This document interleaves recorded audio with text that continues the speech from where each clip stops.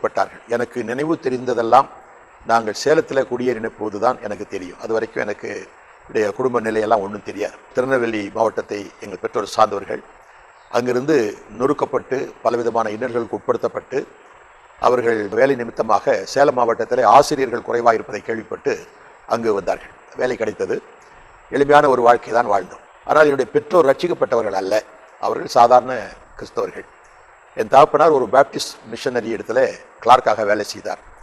அதனாலே அவர்களை பேப்டிஸ்ட் மிஷனரியிலே சேர்த்து கொண்டார்கள். என் தாய் ஒரு டீச்சராக வேலை செய்தார்கள். அப்பொழுது என் தாய்க்கு 15 ரூபாய் சம்பளம், எங்கள் அப்பாவுக்கு 20 ரூபாய் சம்பளம். இதில் நாங்கள் மொத்தம் 9 பேர். 3 ஆண் மக்கள் இளமையிலே இறந்து விட்டார்கள். மீதமுள்ள 6 பேரையும் வளர்ப்பதற்கு என் பெற்றோர் ரொம்ப பாடுபட்டாங்க. மிஷனரிகிட்ட இருந்து பலவிதமான கஷ்டங்கள் மத்தியில் தான் நாங்கள் திருச்செங்கோடு என்ற ஊருக்கு குடிபெயர்ந்து வந்ததாக என்னுடைய பெற்றோர் சொல்வது உண்டு. அங்கு வந்தது எனக்கு ஒரு புதிய அனுபவம். அப்போ தான் எனக்கு கொஞ்சம் உலக காரியங்கள் விளங்கிக் கொள்கிற வயது, ஒரு 7 அல்லது 8 வயது இருக்கும்.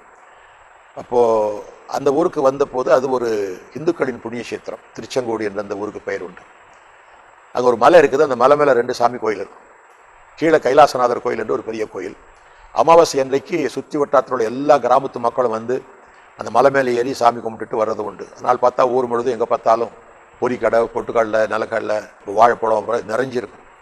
அவங்க அந்த மலை மேலே ஏறும்போது அரகர அரகர அரோகரான்னு சத்தம் போட்டுட்டு போவாங்க. அதெல்லாம் பார்க்க எனக்கு புதுசாக இருக்கும். ஏன்னா நான் வந்து எங்கள் பெற்றோரோட சிறு வயதில் ஒரு காம்பவுண்டுக்குள்ளேயே, கிறிஸ்டியன் காம்பவுண்டுக்குள்ளே இருந்ததுனால எனக்கு இதெல்லாம் ஒன்றும் தெரியாது. நான் பார்த்து உற்சாகத்தில் எப்படியோ அங்கே ஓடி அந்த மலைக்கு போயிட்டேன். அங்கே போயெல்லாம் சுற்றிட்டு காலை 10 மணி வரதுக்குள்ளே பையன் காணாமல் போயிட்டான்னு இவங்கெல்லாம் தேடிட்டு இருக்கிறாங்க. எனக்கு திருப்பி வீட்டுக்கு வரதுக்கு வழியும் தெரியல. அந்த மாதிரியான ஒரு சூழ்நிலையில் நான் வளர்ந்த போது, அப்பா இவ்வளோ ஜனங்கள் இங்கே வர்றாங்களே அப்படின்ட்டு பசி எங்களுக்கு இருந்தது. சரியான ஆகாரம் இருக்காது. ஆகவே நான் அங்கே உள்ள அந்த ஸ்கூலில் 4ஆம் வகுப்பில் சேர்ந்தேன். என்னுடைய தகப்பனார் ஒரு ஆசிரியராக அந்த பள்ளிக்கூடத்தில் இருந்தார். அங்கே வந்து எனக்கு ஃப்ரண்ட் பெஞ்சில் இடம் கொடுத்தாங்க.